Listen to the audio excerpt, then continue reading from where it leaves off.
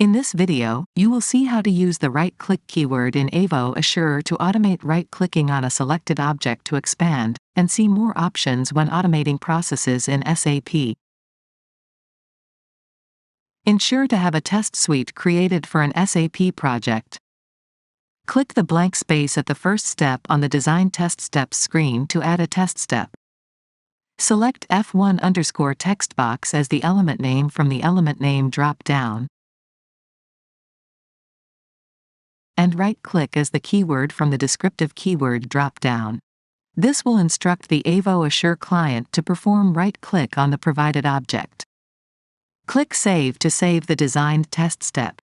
Next, click Debug, and click Debug again from the pop-up.